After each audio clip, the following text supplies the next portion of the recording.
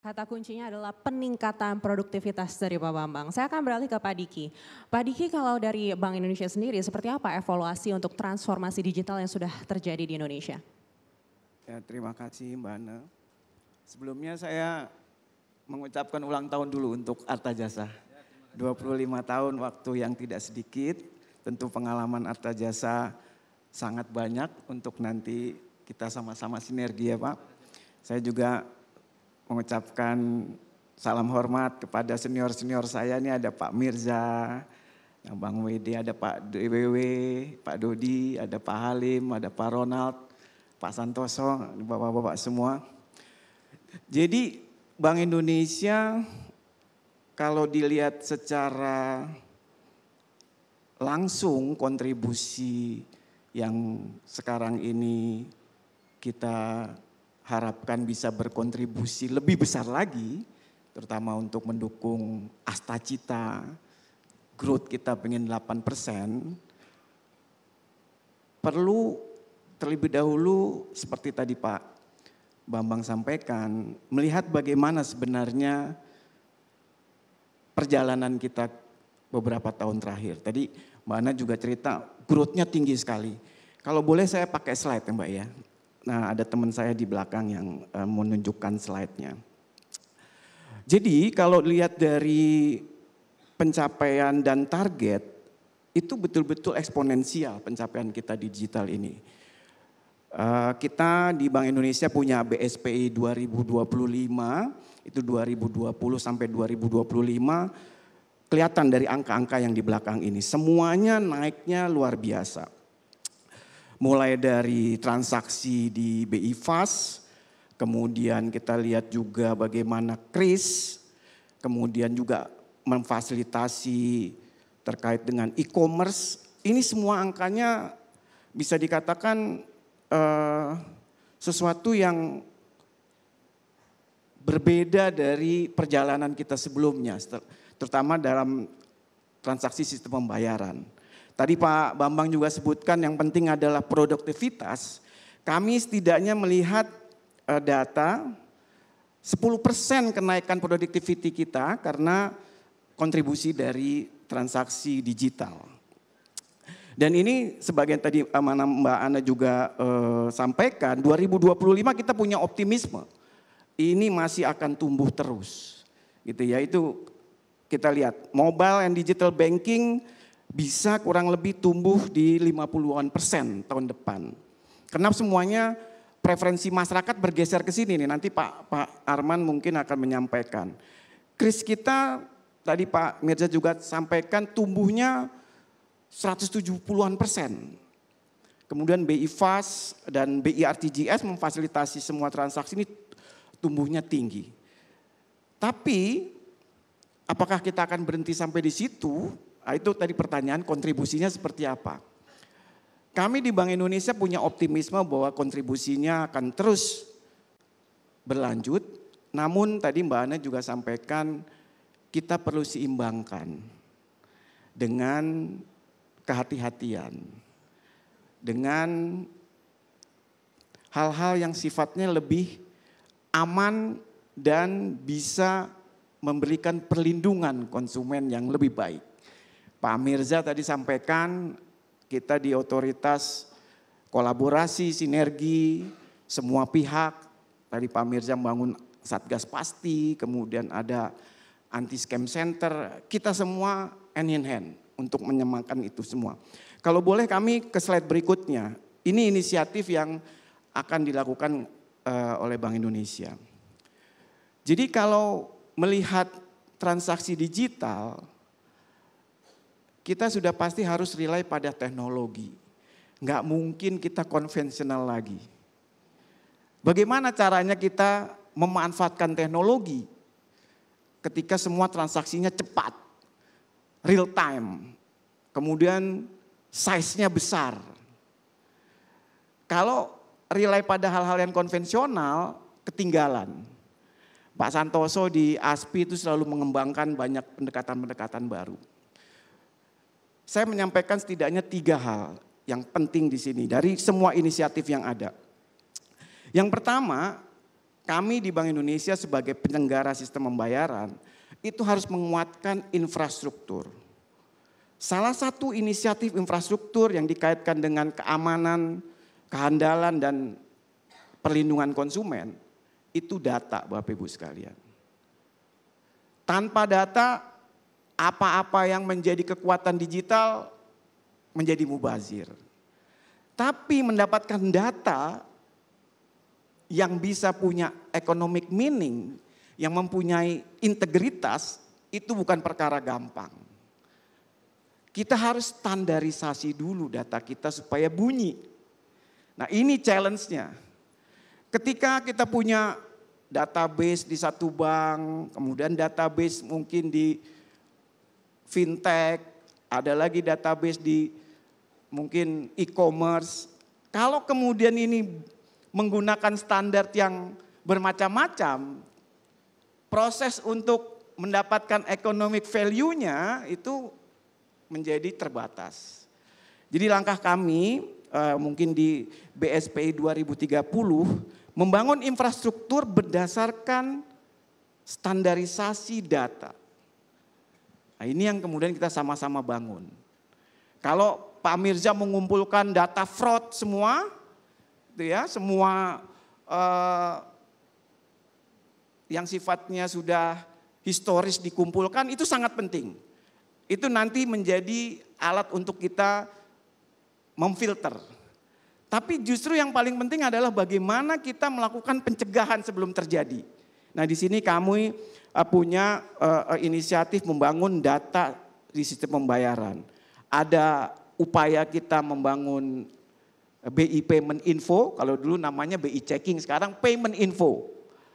Semua transaksi yang ada di ekosistem kita masukkan dengan standar dan kemudian kita bisa gunakan teknologi AI, machine learning, kita bisa gunakan sama-sama. Semuanya bisa terkoneksi dengan API sekarang.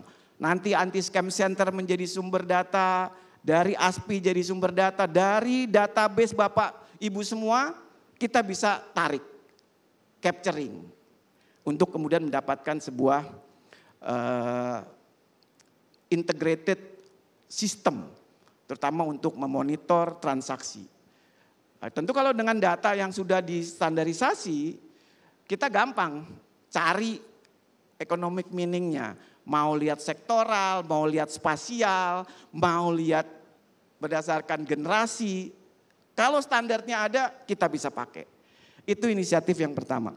Yang kedua, industri sendiri harus melakukan penguatan.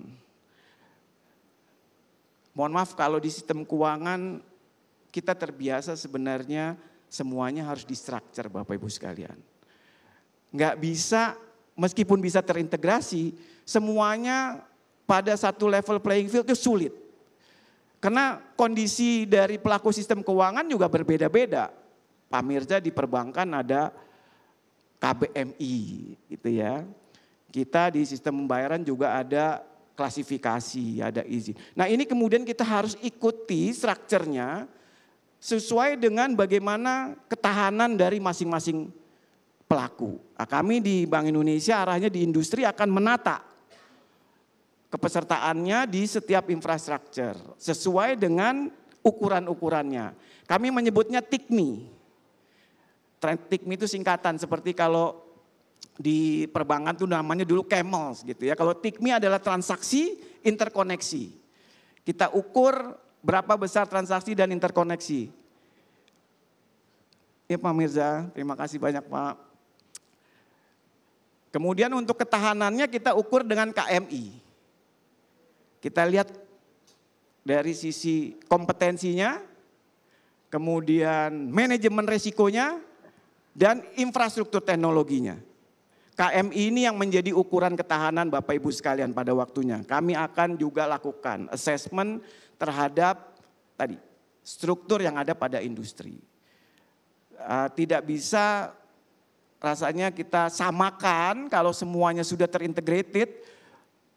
Kita samakan, mohon maaf, mungkin ada BCA, ada Bank Mandiri, KBRI 4, dan kemudian nanti terintegrasi dengan, mohon maaf, koperasi atau kemudian BPR.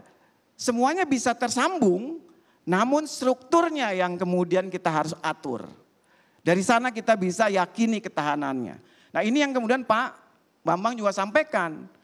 Inklusinya harus dapat sampai ke remote area. Tapi ketahanannya ini kita harus jaga. Tanpa structure sulit. Nah ini inisiatif kedua yang mungkin secara umum ada di BSPI 2030. Kemudian mendorong inovasi. Ini juga inisiatif inovasinya domestik maupun internasional Bapak Ibu sekalian. Karena kita perlu membuka potensi ekonomi kita melalui digital dan potensinya sangat besar. 5 tahun terakhir pertumbuhannya impresif. Harusnya 5 tahun ke depan bisa lebih baik. Ini penting sekali inovasi Mbak. Kami dalam waktu dekat bekerja sama dengan semua di sini, pelaku Pak Santoso akan mengeluarkan Kris Step. Ini one of a kind. Tidak banyak negara yang mempunyai kemampuan menggunakan krisnya dengan model step, model contactless. Kalau kartu sudah banyak, tapi kris yang contactless ini tidak banyak. Dan ini tentunya akan sangat mempengaruhi preferensi masyarakat, persepsi terhadap kris itu sendiri. Kalau sekarang kris itu sudah jadi leverage untuk pembayaran karena semuanya sudah bisa mendorong transaksinya dengan kris sampai ke level usaha mikro. Sekarang kita juga sasar kepada perkotaan, yaitu untuk sektor transportasi dan layanan umum. Layanan umum bisa rumah sakit, universitas, ini kita bisa fasilitasi dengan tap. Kenapa perlu tap? Karena kalau di transportasi nggak bisa nunggu lama. Kalau model kris biasa, dia harus banyak yang di harus dipencet gitu ya. Tapi kalau kris tap itu begitu sudah dibuka QR-nya, QR code-nya, kris itu tinggal tempel. Readernya yang kemudian mengumpulkan semua. Nah ini leverage-nya untuk transaksi di digital ini besar sekali Mbak. Nah ini kami harapkan dukungan dari Bapak Ibu semua di PJP terutama bagaimana kita memastikan tadi keamanan, kehandalan dan juga perlindungan konsumennya. Ini mungkin yang bisa kami sampaikan di sesi pertama ini ya, dukungan Bank Indonesia dan itu semua kita yakini akan bisa mendorong tadi seperti Pak Bambang bilang total productivity, kemudian juga inklusif dan yang terakhir kami melihat bahwa sebenarnya potensi ekonomi di banyak daerah ini bisa kita unlock, kita bisa buka potensinya dengan digitalisasi. Terima kasih. Yang berbasis R&D, begitu ya Pak Bambang, luar biasa. Kita akan beralih ke Pak Diki. Pak Diki, dari Bank Indonesia sendiri, target-target seperti apa yang mungkin bisa mendukung yang tadi Pak Bambang sampaikan, inovasi dan juga kemajuan R&D kita, begitu. Apalagi tadi disampaikan oleh Pak Bambang, kita masih rendah sekali 0,3% dari PDB, begitu. Dan lalu untuk pelaku industri sistem pembayaran, apa yang diharapkan Bank Indonesia dalam waktu dekat? Iya, terima kasih Mbak. Saya sangat mendukung apa yang tadi disampaikan oleh Pak Bambang karena kebetulan kami juga di Blueprint Sistem Pembayaran Indonesia 2030 tadi di pilar inovasi itu punya rencana akan bersama dengan industri semua membentuk apa yang kita sebut Digital Innovation Center. Jadi inovasinya bersama-sama, kolaborasi, sinergi terutama untuk aspek sistem pembayaran di keseluruhan ekosistem, sistem keuangan dan EKD, ekonomi keuangan digital kita. Di BI Digital Innovation Center atau katakan nanti ini punyanya Indonesia Innovation Center, kami membayangkan apa-apa yang tadi menjadi use case untuk mendukung pertumbuhan ekonomi Indonesia. Sekarang kita punya target 8%, itu kita bisa petakan dan kita cari terobosan-terobosannya bersama.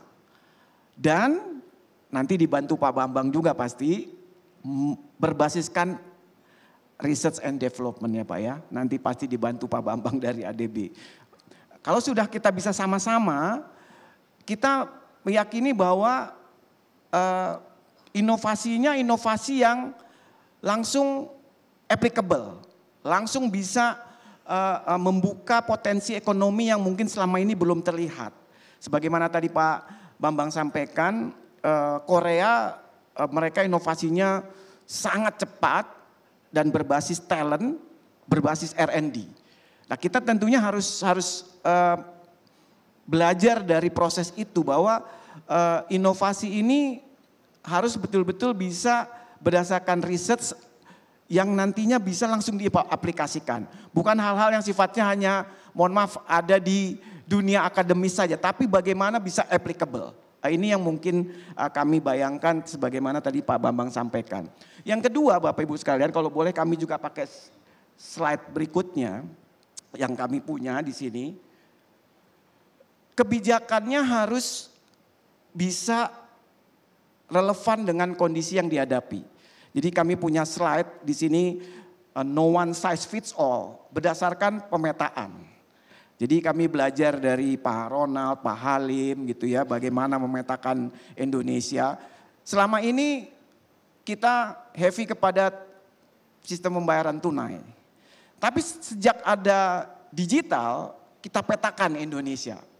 Mana yang sudah infrastrukturnya baik dan masyarakatnya sudah relatif tadi seperti Pak Bambang sampaikan, literasinya baik. Nah ini tentunya pendekatan kebijakannya, pengembangannya berbeda dengan daerah-daerah yang infrastrukturnya mungkin masih terbatas. Atau masyarakatnya masih perlu didorong terus literasinya. Tentu pendekatan-pendekatannya tidak bisa disamakan. Nah ini yang kami coba di Bank Indonesia lihat, proses dari digitalisasinya mengikuti sesuai kebutuhan. Tapi bukan berarti tidak akan semua, namun tahapan-tahapan yang berbeda, pendekatan-pendekatan yang berbeda. Bapak Ibu sekalian, di sini banyak yang dari BPD ya Pak ya, Pak Arman tadi cerita bahwa audiensnya banyak dari BPD. Tentu BPD yang satu dengan BPD yang lain punya kekuatan yang berbeda-beda sesuai dengan kondisinya masing-masing. Untuk aspek security tentu harus terstandarisasi, minimum requirement-nya harus terpenuhi. Tapi ketika menerapkan sesuatu yang sifatnya inovasi, tentu harus dimulai dengan literasi. Inovasinya harus disesuaikan dengan kondisi masyarakat. Nah ini yang mungkin berdasarkan peta-peta seperti ini, kita bisa buka potensi ekonomi di setiap daerah sesuai dengan kondisinya. Pada waktunya tentu semua akan sama. Kami yakini digitalisasi ini punya kemampuan inklusif yang sama. Tapi ketika kita akan memulai, sebagaimana tadi Pak Bambang sampaikan, inovasi, kita harus berdasarkan research. Nah salah satu research yang kami upayakan di sini adalah memahami bagaimana potensi ekonomi di setiap daerah. Mungkin demikian Mbak Ana. Berikutnya silakan Pak Diki. Ya. Saya punya 3 hal sebagai closing statement yang mungkin perlu mendapat perhatian kita semua karena Bapak Ibu sekalian kan PJP juga pelaku. Yang pertama data, sebagaimana saya sampaikan. Snap ISO 20022 ke depan itu sebuah persyaratan yang harus kita siapkan sejak sekarang. Kalau enggak kita susah untuk bisa menjaga integritas di sistem kita dan tadi seperti Pak Bambang sampaikan, mengelola perekonomian secara keseluruhan. Jadi Bapak Ibu sekalian harus siap. Nanti ketika kami memohon Bapak Ibu sekalian menstandarisasi format datanya mengikuti sebuah standar, mohon dapat disiapkan. Itu yang pertama. Yang kedua, yang kita perlu lakukan saat ini adalah sinergi dan kolaborasi. Pak Bambang sampaikan bagaimana UMKM harus kita dorong, kemudian kita juga memberikan literasi, tidak bisa hanya diserahkan kepada satu pihak. Bapak Ibu sekalian mengembangkan bisnis di digital ini perlu diikuti dengan tanggung jawab sosial. Sinergi kolaborasi termasuk literasi tadi. Bagaimana kita memberikan pemahaman-pemahaman yang minimum lah mereka mampu sebagaimana tadi Pak Bambang sampaikan. Itu penting sekali. Itu ya Bapak Ibu sekalian, jadi mohon sinergi kolaborasi ketika kita melakukan literasi. Contohnya yang mungkin saat ini kami dorong di Bank Indonesia itu tentang literasi kris misalnya, atau kemudian tentang cyber security. Nah, Bapak Ibu sekalian tentunya juga harus menyampaikan hal-hal ini bersama-sama. Kami bikin program dengan seluruh kantor-kantor kami di seluruh daerah dan tentunya butuh sinergi dan kolaborasi bersama-sama.